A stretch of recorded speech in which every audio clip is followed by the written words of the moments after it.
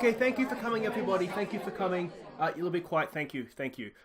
This is by far, don't tell my wife and unborn children, but this is by far the happiest, proudest moment of my life, at least since I was appointed Aston Villa manager in Football Manager 2018.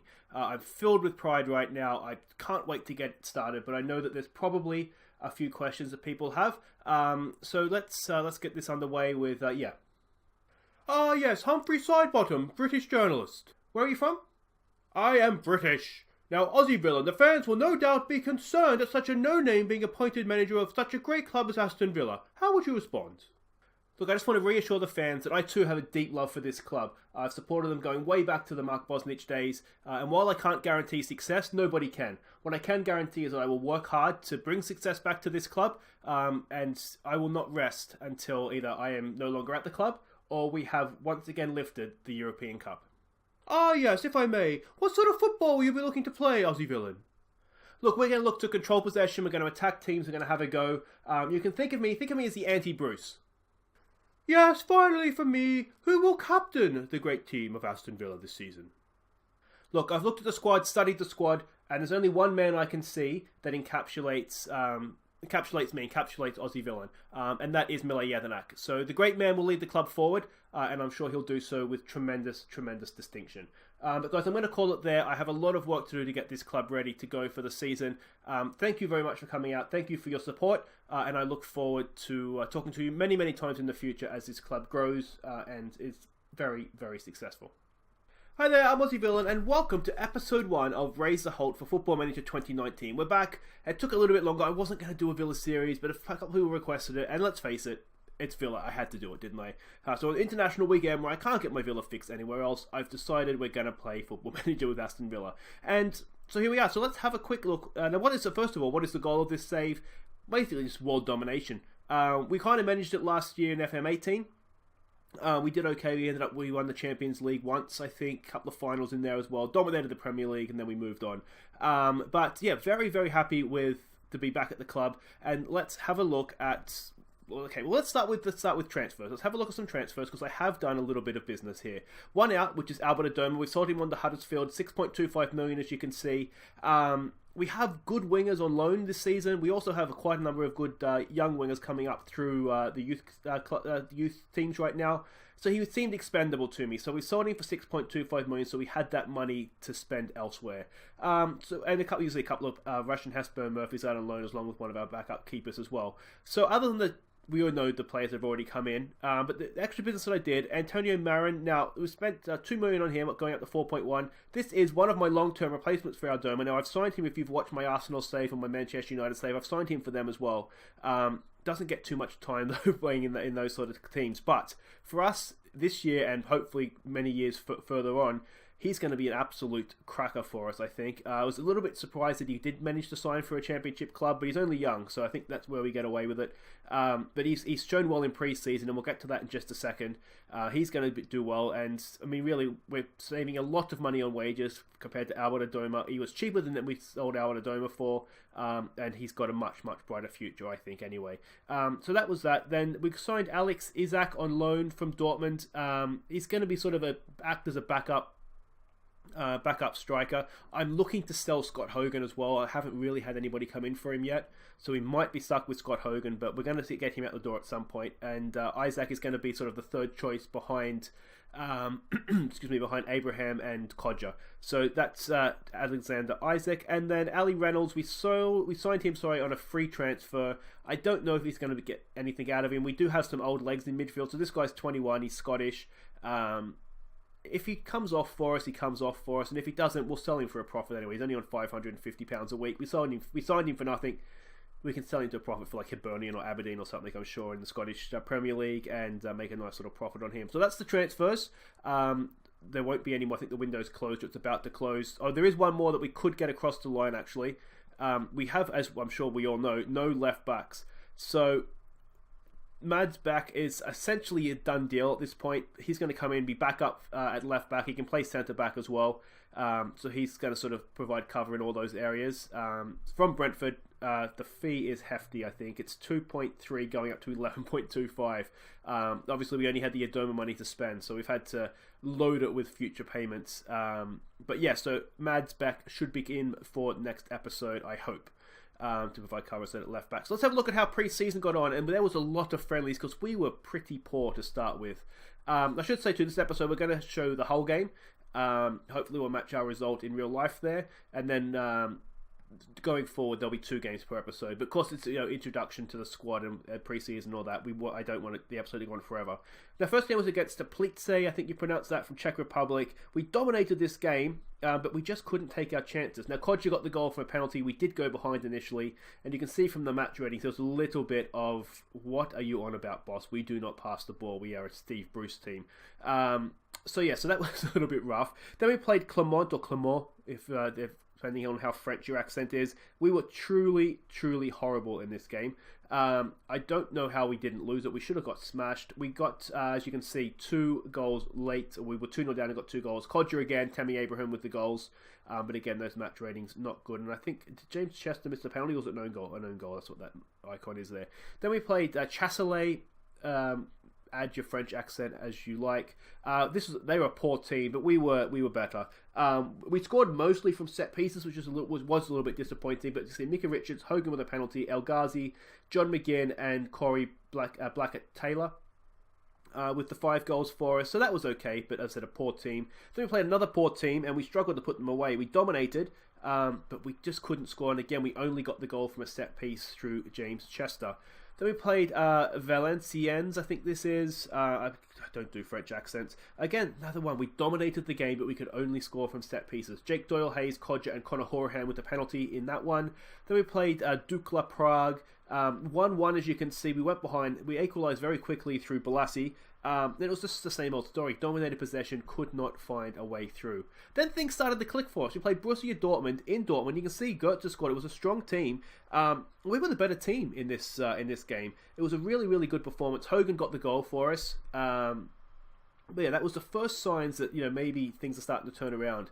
Played Metallurg, ZP, I forget what the ZP stands for.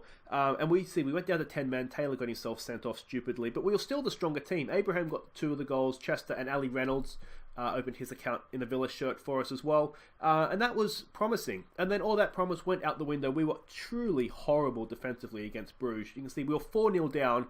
Balassi got 2 late goals to sort of rescue a little bit of respect for us. But yeah, that was not a good game. And then we played Balasinense, I think you pronounce that, the Portuguese side. We were absolutely stunning in this game, though they, it must be said, were horrible defensively, especially from crosses. Tammy Abraham got 4. El Ghazi got a really good free kick. Chester got a goal, as well as an own goal, as you can see there. It was a good, just attacking hit out for us, as it turned out. Not the test I was kind of hoping for. Then we played another French team, Bjornabes or something, I'm not sure what they're called. But we dominated this game again. 2 defensive lapses, again, cost us a little bit. But Antonio Marin with 2 really good goals. Kodja and Isaac got his first for the club as well. And that was how pre-season went. Not fully convinced, but attacking-wise, we were getting better as pre-season went on. So let's warm up now for the season with a look back at some of our best goals from that pre-season.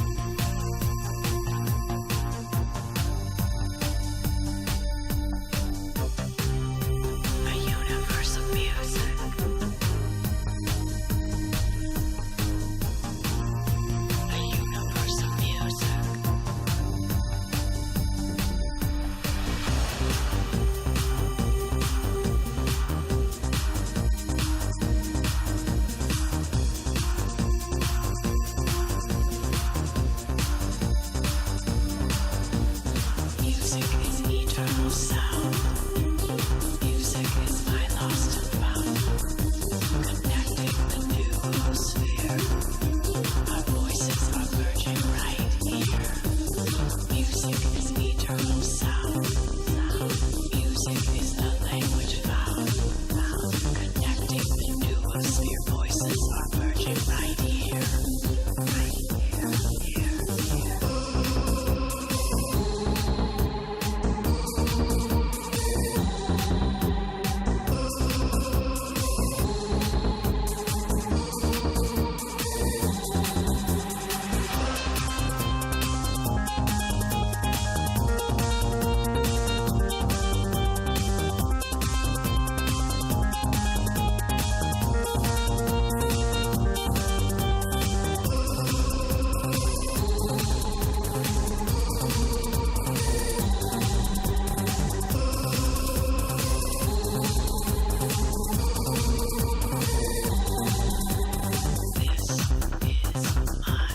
Okay, and this is the formation we're going to play. This is our first team as Villa manager. Excuse me, I've got a bit of a cold, so if I get a bit throaty, I do apologise for that.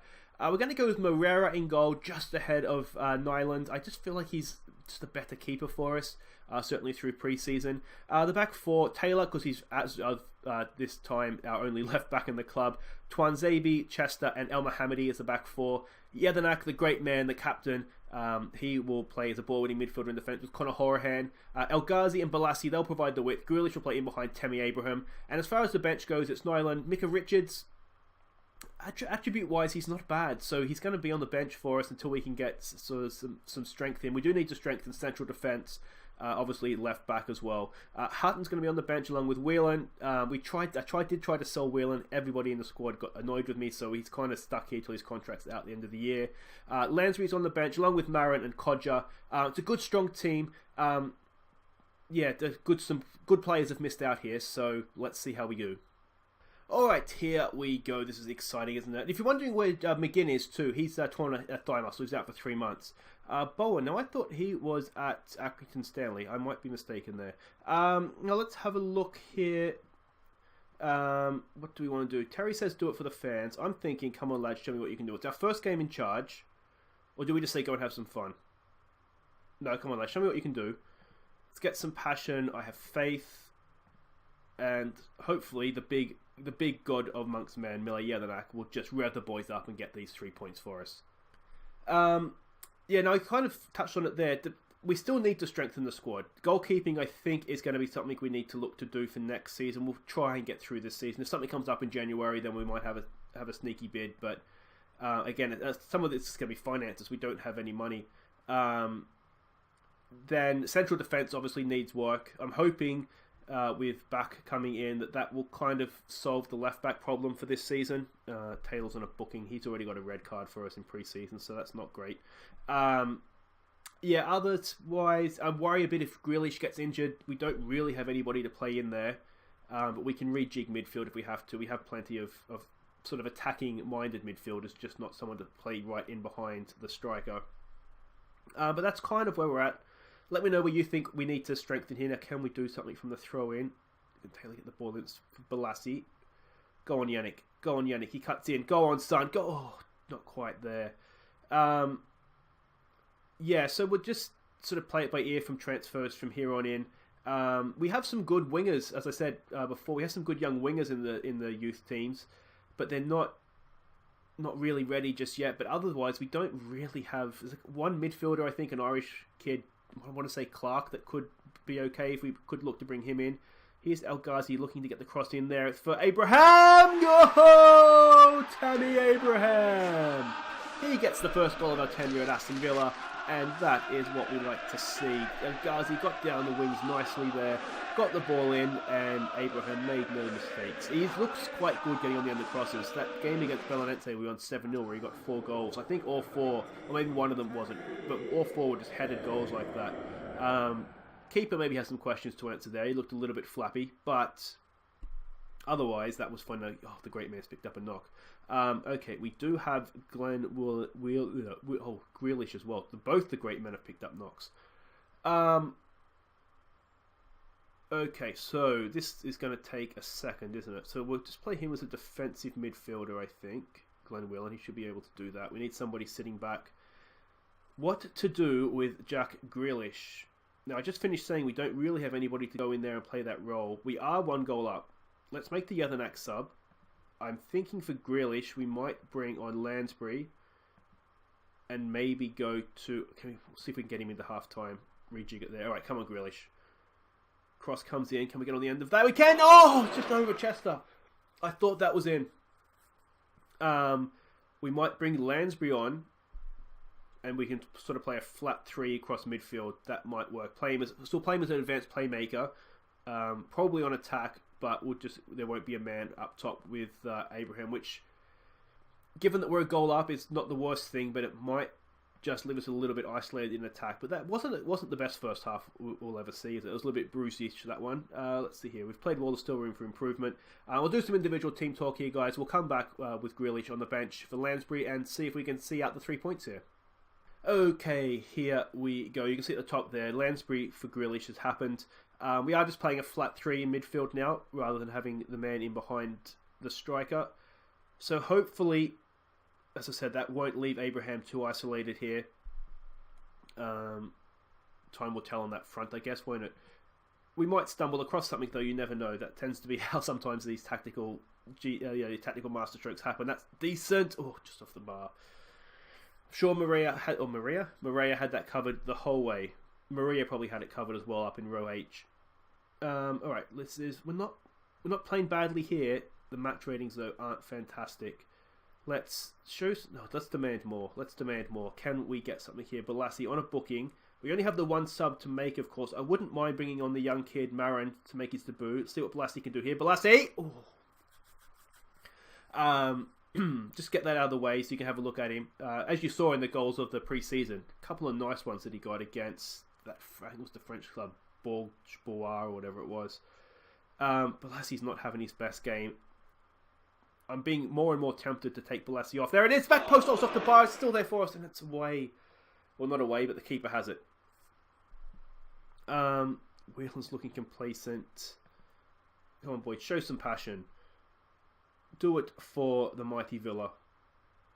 Yeah, alright. I think Balassi's day's done.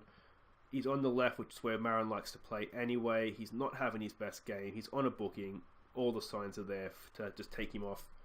Alright, let's see what this kid can do. We do have, of course, this 1-goal lead to hang on to now. Show some passion. Still looking complacent, Glenn Whelan. It really annoys me when, you're supposed, good professionals. The experience in the squad just wanders around looking complacent. Alright, another set piece. It's into stoppage time now. Can we put this game to bed at long, long last? It hasn't been a classic, but a second goal will just sweeten up that bitter taste that this game has left, won't it? Juanzabi, go on, Axe. Whelan, that's looking good, Marin. Marin dancing with the ball at his feet. Oh, it's there for Lansbury. Henry Lansbury! Oh, Henry Lansbury! 2-0 in stoppage time.